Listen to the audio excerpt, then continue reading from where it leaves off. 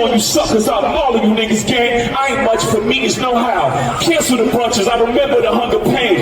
The price of the bricks going up. It's gonna cost you a fee to even say my name. You ever heard of a Wonder King?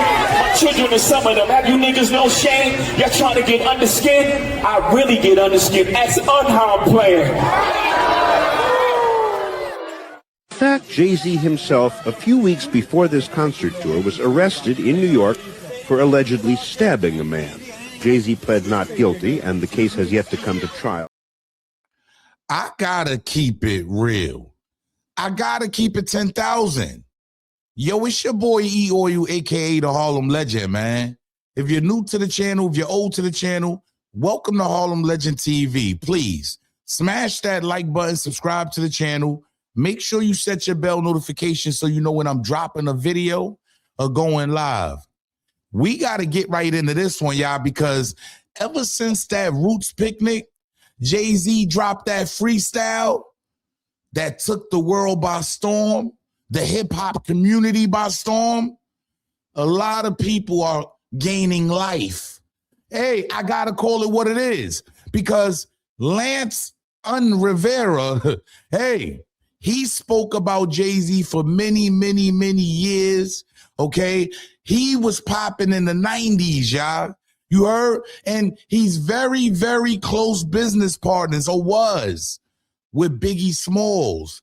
You understand? Like, yeah, he was going to start the record label with Biggie Smalls. He was around the Little Kims. He was around the Jay-Z's. He was very popular. And to top it all off, he actually signed Camron to his first deal. So Lance Un Rivera has been in the game for quite some time. The Notorious B.I.G. Rivera met Biggie in Brooklyn before the rapper became famous and helped guide his business endeavors. He actually guided Junior Mafia also. He helped launch the hip-hop group, which famously introduced World to Little Kim. You heard? Actually, Camron Rivera signed the Harlem rapper to his entertainment label to launch his debut commercial career. So at the end of the day, Un has been in the game. He's done a lot. He's since been X'd out. Let's call it what it is, y'all. He has since been X'd out, and I remember it like it was yesterday. See, you got to be old enough. You had to be there. A lot of y'all wasn't even born yet. I remember when Jay-Z first got arrested and went to jail. You heard? And it was for allegedly stabbing Un. And it was said that Un leaked some tracks off Volume 3, Life and Times of S. Doc Carter, a classical album. And it was saying that Un had, because I remember the tracks that was leaked. You heard? Yeah, I was bootlegging. I done took it. Hey, it is what it is, y'all. But Un was and bootlegging was at a rapid pace at this time. As you can see, he was very close to Jay-Z. This is a story coming out of Jay-Z camp. You heard? So I remember when Jay-Z first got arrested, it was all over the tabloids. Everybody was covering this, in which he got 3 years probation for, y'all. You feel me? Which leads us up to the Roots Picnic. Jay-Z is still speaking about this today. There's also speculation to why Jay-Z stabbed him, or if Jay-Z even stabbed him in the first place, right? Let me break this down for y'all, because Camron was wild reckless back then, right? Yeah, hey, Camron gonna tell you what it is. And Cam was around at that time. According to Camron, it wasn't over no leaked tracks, because we remember it was over Charli Baltimore. Pay attention. Well, Un and Jay, I wasn't even song leaks and stuff. I wasn't speaking to, you know what happened, and it's cool to talk about it now. Yeah, I mean, you can't get in trouble anymore. I wasn't involved, but I'm just saying, right? It's longer than that. Yeah. But right, we good then. This was all over Charli Baltimore. You know what I'm saying? Over Charli Baltimore. You know what I'm saying? Oh, I forgot about that. Yeah, well. Shout out to my girl. Yeah, so. Pinky. You know, I'm not going to get into the details of what happened and why, but, you know, it's just a lot where, you know, Jay liked Charli at one time, you know what I'm saying? And that was Big Girl, you know what I'm saying? And then Un felt that Un was just feeling that was the artist and Jay was teaching her the business. It was just it was all Un and Jay shit. They could say a song leaked or whatever, but it was over Charli Baltimore. Wow. I ain't have shit to do with it. So you see, Camron had no chills. You heard? And then this song to Jay-Z, he put it out there. And you stab Un over Charli Baltimore. Come on, y'all. That's crazy, though. Throw me in this shit. Yo, Charli, man, that was you, man. You know, we could talk about because we all moved on in our life and people are married and got other girlfriends, so we can talk about it. Now, to be honest with y'all, it was said that Jay-Z was very tender over Aaliyah. See, every time a woman came into play, hey, look, when you don't look the best at times, hey, you gonna get what you can get. It is what it is, y'all. Outside of the executive achievements, Rivera is widely known in pop culture for a December 1999 incident in New York City nightclub. They were at Q-Tip's party, y'all. Confrontation broke out between Rivera and Jay-Z allegedly stabbed Rivera over rumors that Rivera leaked his upcoming album. Hey, look, y'all put that in form the way y'all want to. But Un actually spoke on this before, and he said Jay-Z didn't stab him. See, I don't understand what's going on here because Jay-Z gained some recognition from it also. Oh, everybody's making money off this. But at the end of the day, he says Jay-Z didn't even stab him. It was somebody else. Pay attention. 10 knives that I knew of. And I ended up getting stabbed at the Kit Kat Club. Was Jay-Z the one that actually stabbed you? No. Jay-Z was not the guy who actually stabbed me that night. But Jay-Z was there when you got stabbed. Was actually in front of you when you got stabbed. It was like, yeah, me and Jay-Z had a conversation while, right before I got hit in the head with a champagne bottle. And it was a brief conversation, and I was looking at him like, what are you talking about? And you fucking the money up right now. Well, what did he tell you? He just kept saying, you broke my heart. So there you have it. You heard Un says Jay-Z did not stab him. See, that's been up for speculation for quite some time, but hey, y'all take it the way y'all want to. But today, Un, I don't know. Look, I'm going to be honest. He's giving me Fruit Loop vibes, a little bit of Fruit Loop vibe because he releases a lengthy open letter to Jay-Z, man. And hey, look, y'all thought I was going to sit here and read all this? No, sir. Because after the Roots picnic, he has something to say about Jay-Z saying, just ask Un how I'm playing. Well, let's ask Un because Un reads this long, lengthy letter. Y'all just stay with me. Pay attention. Hey, look, it gets a little drawn out. Pay attention. Jay-Z, I'm writing this letter because your voice has always carried meaning beyond music. For decades, your journey has represented possibilities to people who were told to expect limitations. But your story also represents something bigger than individual success. You became a symbol of what can happen when talent meets opportunity and when ambition refuses to surrender to the systems designed to contain it. For many people, especially within Black communities across America, your rise challenged narratives that said greatness could only exist in certain places, schools, neighborhoods, or social classes. That is why your voice still matters today. Because right now, the world feels heavy. People are tired. Families are struggling. Communities are divided.